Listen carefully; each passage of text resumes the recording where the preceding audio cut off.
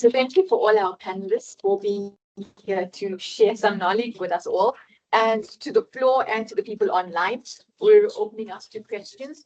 So each panelist will introduce themselves shortly, but just to let you guys know that there's a variety of experts from accessibility to science to education, and our social worker also with all her experience. So I'm going to hand the mic to each person just to introduce themselves so that as an audience, you have an idea of what each person's expertise is. So maybe we should start with Bill and we can take the mic across. Morning, everybody. Thank you all for being here. It's very important. My name is Bill Blair.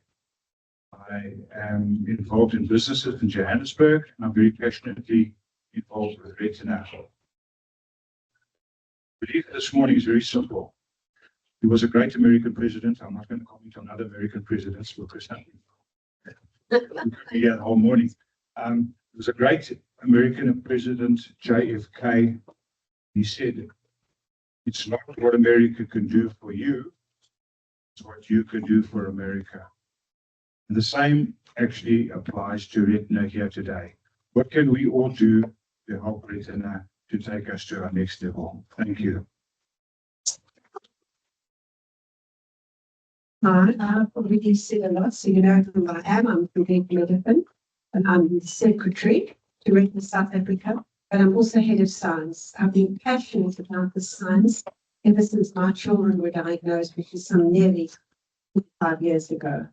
So if you have any questions on genetics, on research, on stem cells, on gene replacement therapy, ophthalmologics, if I don't know, I'll find out and let you know. Thank you. Good morning. I have spoken a lot, so you know a lot about me. I've put myself forward for this panel to discuss any issues regarding accessibility that you might have, any issues regarding your human rights as a person with a disability, anything around the United Nations Convention on the Rights of Persons with Disabilities, or any other accessibility or access issues that you might have. Morning, everyone. I'm Lindsay Engelbrecht. I'm Head of Special Events at Retina South Africa and Parasport Development. Diagnosed at 23 with Stargardt's. Currently a para-athlete. I'm very passionate about giving opportunities to any retina members that are visually impaired. I've been involved with Parasport for the last 5 years and traveled extensively representing South Africa. So I look forward to your questions. Thank you. Hi, my name is Karen Jensen and I head up the Education Department and Advocacy at Retina South Africa. So anything that you ever wanted to know about anything, ask me and I'll go and find out the answer for you. Good morning. I'm happy to see every one of you. My name is Lindiwe. I'm a social worker at Retina South Africa. I run psychosocial support to new members and existing members. My role is to recruit the new members and to also ensure that we are all registered on our database. Thank you. Thank you. Good morning. My name is Alia Rajkumar. I am actually from Sanlam, Allion Blue Star. I'm an authorized principal there. I'm here to provide education on financial planning, your insurances, your investments, disability cover, and also covering your assets as well, your vision visionist devices to provide cover for that as well. Thank you. Look forward to chatting to you guys. Thank you very much. And I'm the lesser known people here at Manually as CEO, and I'm speaking today specifically from the global perspective with relation to the international trends and organizations dealing with retinal disorders. Thank you, everyone, for those introductions. So we're happy to open it up and engage a little bit with everyone. So are there any questions? There are no silly questions, so please, this is our time to engage and have a little bit of conversation. I have a question. Okay, Carol, thank you. I have actually two questions. One is to Marisa. Marisa, how many organizations do you sit on? And how much reach do you have in the world? Number two, Lindsay, I'd like to know about parasports and what is happening there in South Africa at the moment. There's two questions.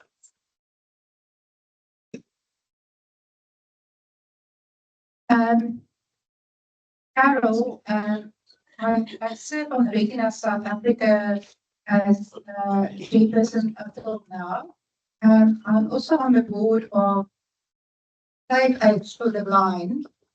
Sorry, I'm having something in my mouth, so I'm going to give it to Sonia, to Lindsay, and then she can give it back to me because this is a big deal for me. Okay, so the question was, what is parasports?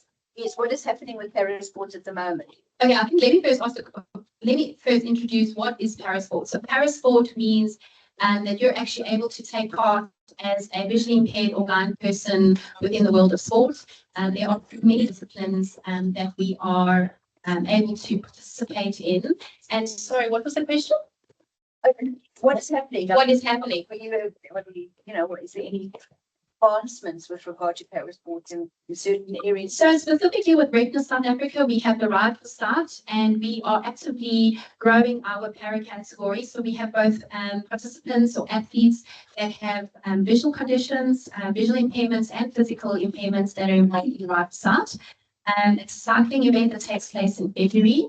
And we are trying to get more members from Retina South Africa involved in this event. So we try and provide tandem bicycles for you with experienced pilots in the front for you to experience the world of cycling. We've grown the parasport from 4 participants in the last, 30 odd years to last year, 2023, we had about 50 participants, and last year we had another 50, and they were all new. So for 2026, we would like to grow that to 2026, to 100.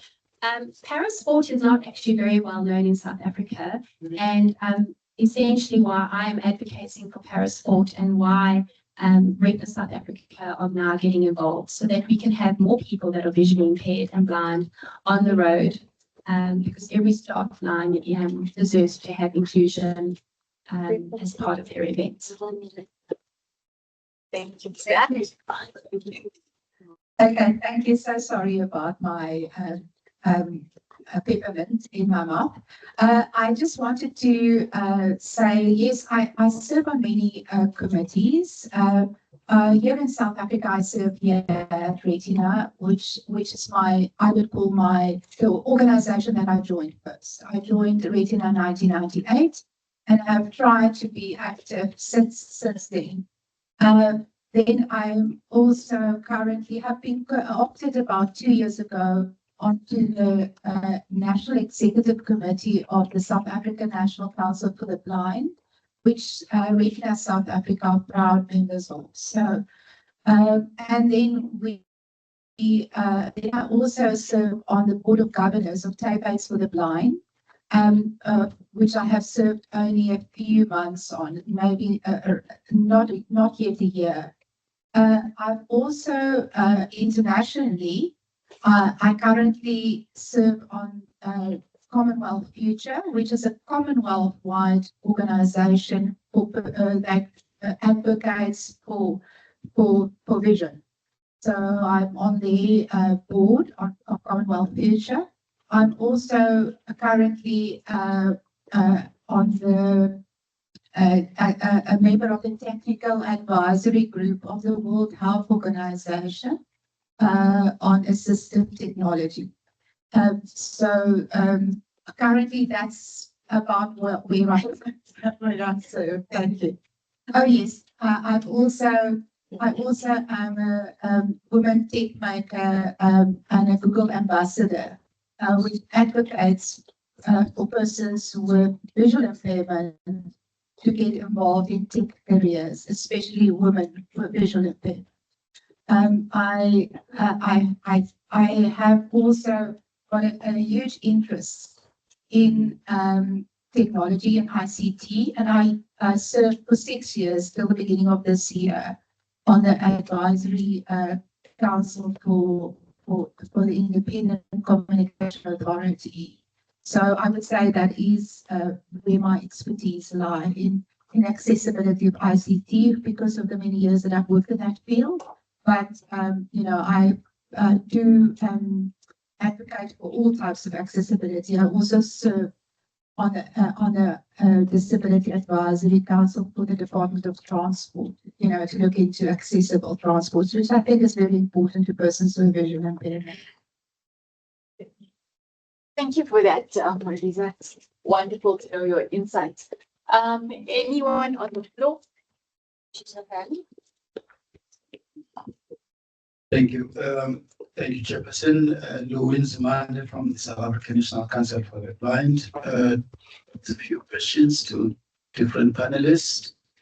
Just to acknowledge the comment by Bill, and I think it's quite an important comment that helps the organization to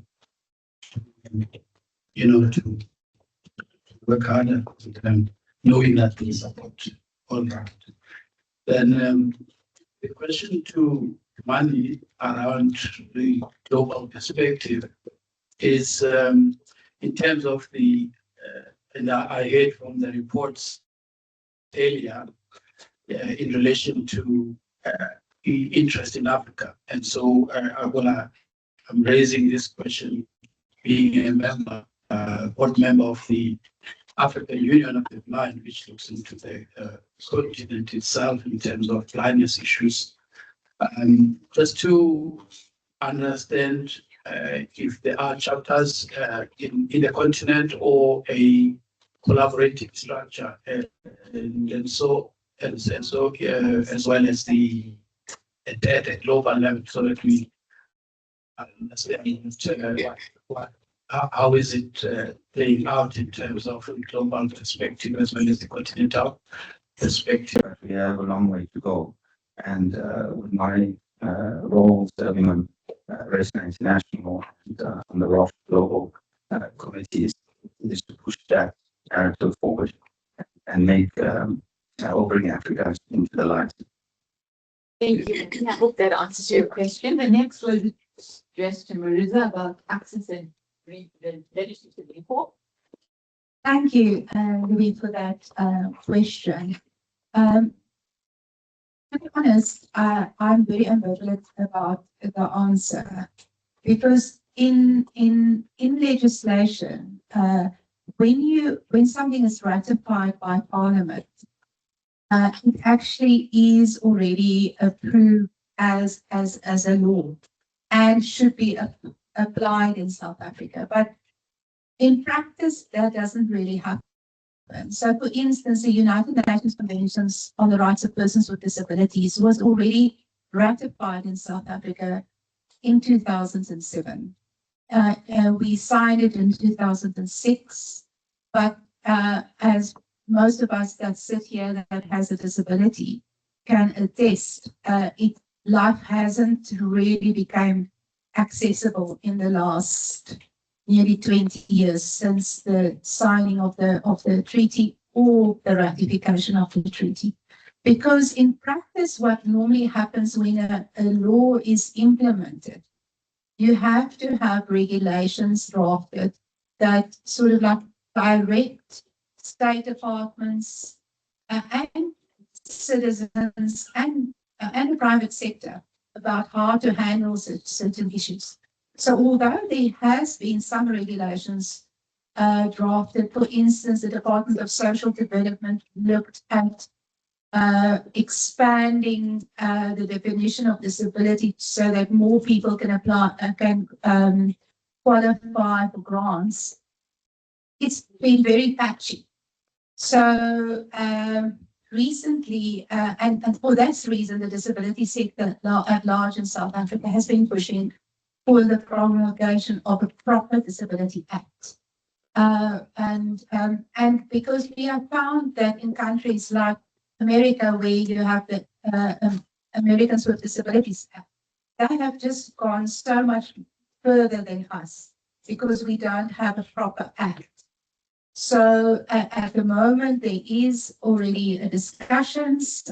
You will notice that I have written an article for the Out of Sight newsletter about, the questions that has been asked about the draft bill, and we took part from Retina's side to give our own inputs into the draft bill.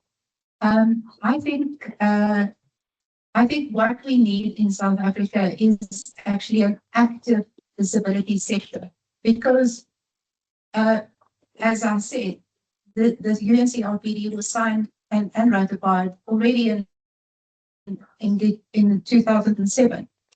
We, as persons with disability, should actually take ownership, understand our rights, and talk about it. And also when we are denied rights, which is clearly defined in these type of acts or treaties that we've signed, we must try to have them enforced by communicating that this is rights, contacting the Human Rights Commission to ask for their assistance, and also in cases where it's really, really bad what is done to you, go to the equality court, because that's the only way we would be able to enforce our rights. Thank you, Marisa. I think in our experience with any form of legislative updates or promulgation of laws, it's one thing to publish it and get it promulgated and enacted, but implementation leaves us with an entire gap in itself. So, any other questions?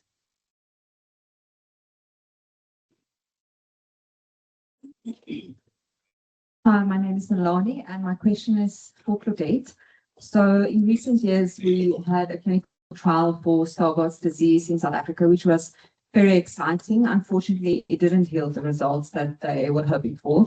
And I was just wondering at the moment, especially for older patients with Stargardt's disease, so say 35 and up, or someone in their 40s, what is the leading research focus at the moment for older Stargardt's patients? Because I haven't really been reading up a lot about it, but I'm just wondering, is it going to be more focused now on gene therapy or stem cells? Because our families always have all these questions for us about, what is now next of, the clinical trial, maybe did it yield, the successes they were hoping for, but is there something else in the pipeline? No better person to answer that, Claudia. And you are changing lunch to something. Thank you, Malani. That is such a fundamental question, because Stargardt's is actually quite prominent, not only in our Afrikaner white population through obviously founder genes, but even in our Black population. So it affects all our communities. The problem with Stargardt's is actually that it is the mutations are in the ABCA4 gene, which is a very, very big gene. And to date, there are over 1,000 mutations within that gene that have already been identified. And you can have any two, at least two, some people have got 3 mutations within that gene can cause different levels of Stargardt, different stages of onset, different rates of degeneration, etc. But before the cones, which are the cells in the central retina, photoreceptors that are responsible for fine vision, they become damaged in Stargardt degeneration, Stargardt disease as we call it now. That's not the initial problem. The initial problem is the inability of the eye to process vitamin A correctly. You get a build-up of waste products in the retinal pigment epithelium cells, which lie behind the photoreceptors, and they are kind of the factory and also the waste disposal system of the retina. That's where the initial problem has been. Now, we know that gene therapy works. We've got the RPE65 gene, which is really wonderful. We've got a new one coming up, ARPL1, which is now treating children with very early onset and severe LCA. We've got others that are coming into fore, but the Stargardt gene is so big that it doesn't fit into the viral vector. With gene therapy, you need to deliver a good copy, a working copy of the gene to the cells. And the workhorse of gene therapy is what they call an AAV, an associated adenovirus, where you actually remove the virus's DNA and you insert working copy of a gene that you want to deliver to the to make the retina work. But this ABCA4 gene does not fit into the lentivirus. They tried for many, many years. I think it was about 8 years before they finally gave up. So now the new approach is splitting the gene in half and having a dual vector. So half the ABCA4 gene would be in one vector and the other half in another, and delivering them both simultaneously. And that research is quite advanced. So what you're going to do is, if you're delivering a gene, you're going to deliver the ability for the retina to process the vitamin A properly. It's not going to restore your lost photoreceptors. And in fact, not only for Stargardt's, for the people sitting here who've got retinitis pigmentosa, the same story. When you get to the point where you have got very few working cells, working photoreceptors, no matter how much you manipulate the genes, it cannot restore working function to those cells. So then you have to look at stem cells. And stem cells, everybody thinks if you go to China or you go to India or you can go somewhere, you can get stem cells. Stem cells hold the promise of doing amazing regeneration in neural cells, which is what photoreceptors are. But it's not there yet. You can't take stem cells from some stem cell line that's been grown in a dish in a laboratory and introduce it into the retina and hope that it's going to integrate and I won't reject it, which it is at the moment doing. But in the future, that does hold tremendous promise. So now we look at gene therapy. At the moment, it's not viable. We have stem cells are also at the moment not viable. What is next? So for young people, and you particularly asked me about older people, I must tell you that when you look at the Acusella trial, which I know Lindsay would probably want to comment on because she was actually on that trial, it was testing a drug, the immunoexistat, which actually will slow that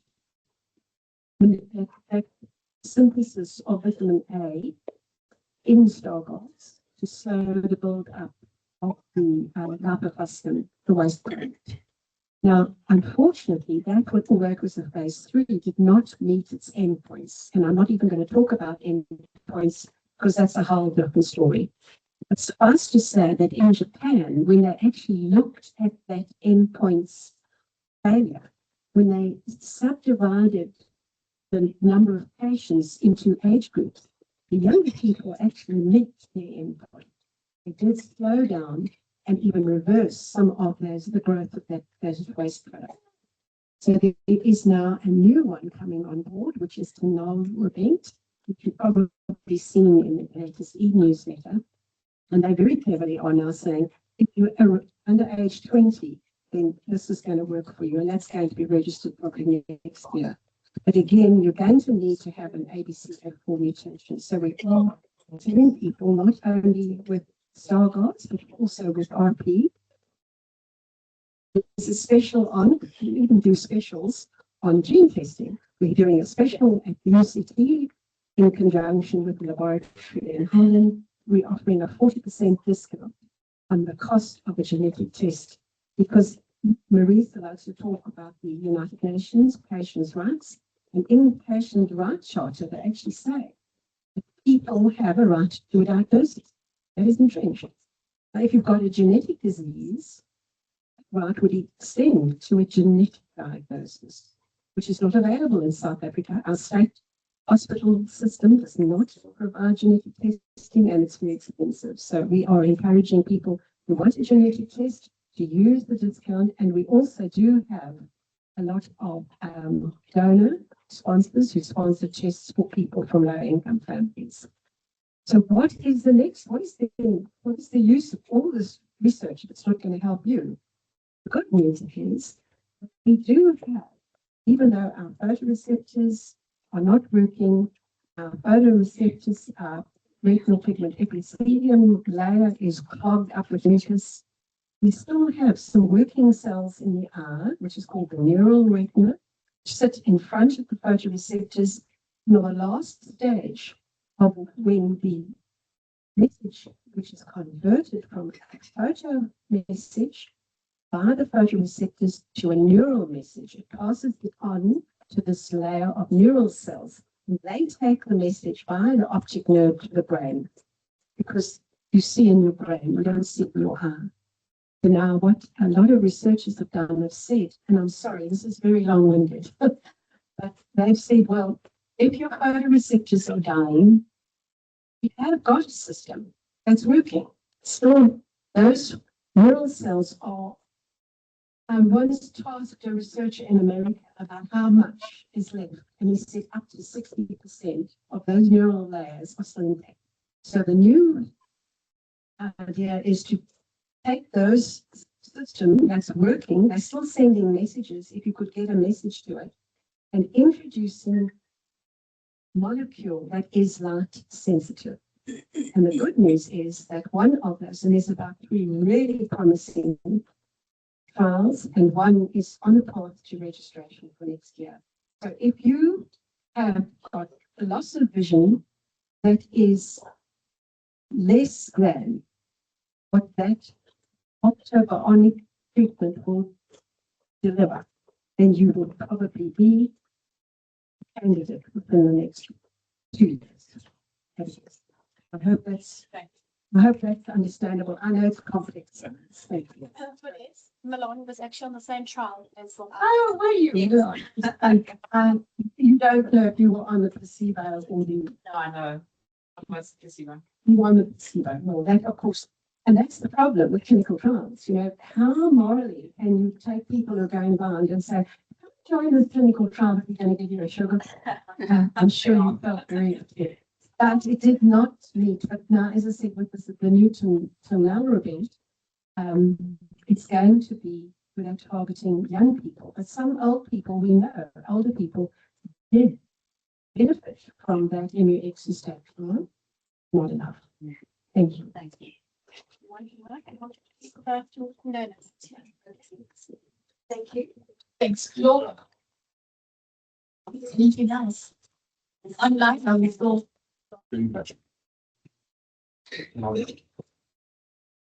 Hi, I'm Giovanni. I would like to direct my question at the lady from Sanlam.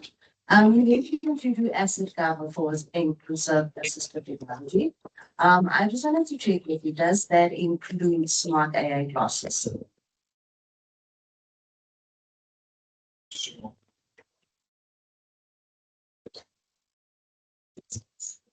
Yes, it would include that as well. So it's all your vision assisted that will be covered on it as a specialized, under specialized risk. Thank you. Anyone else?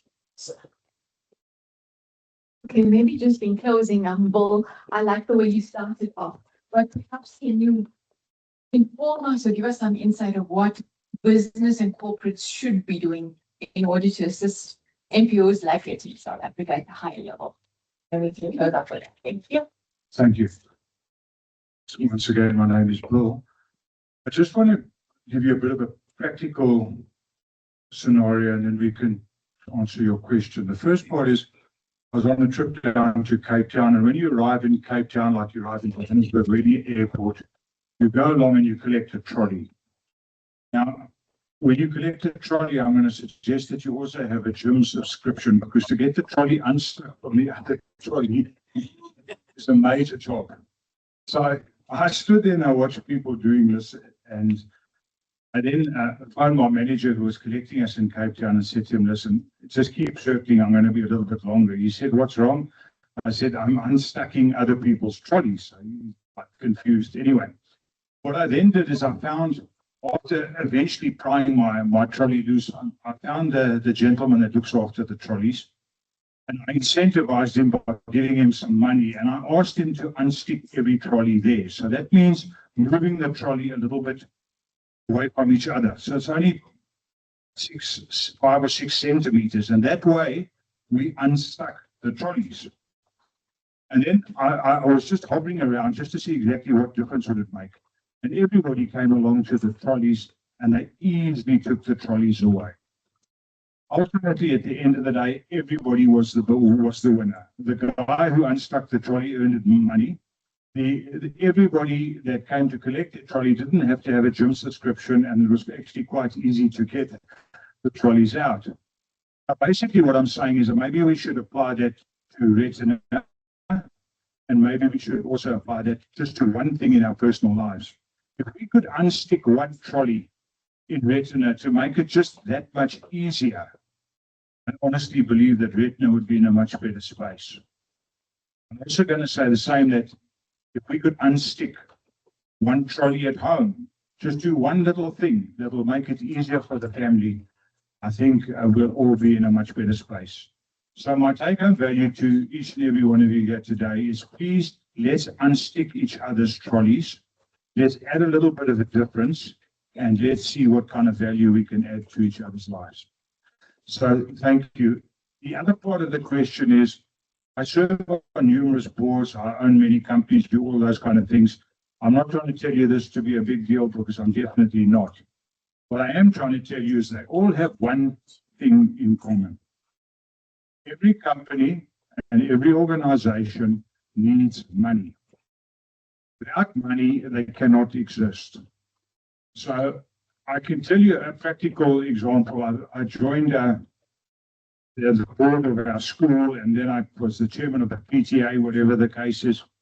And when we joined the board, we had 73,000 Rand in the PTA's kitty. My goal was to take it to 10 million Rand, not thousands, 10 million Rand. So I started about fundraising, because that's what it's about, and that's what Retina needs. Need fundraising. So I started about fundraising, and when I passed 5.5 million Rand, all of a sudden everybody took note.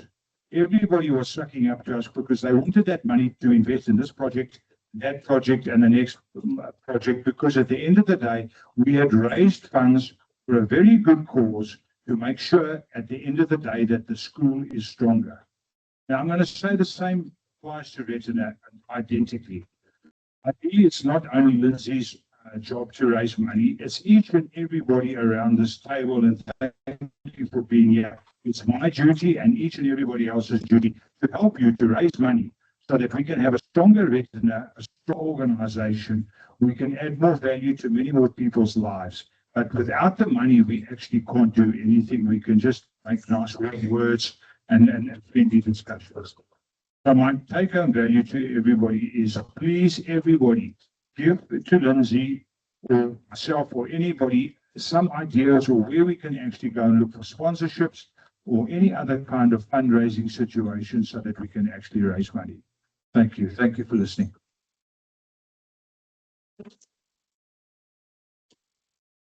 Okay, but in closing, I'd like to thank all of you who have participated in this question and answer session, and also to our panelists.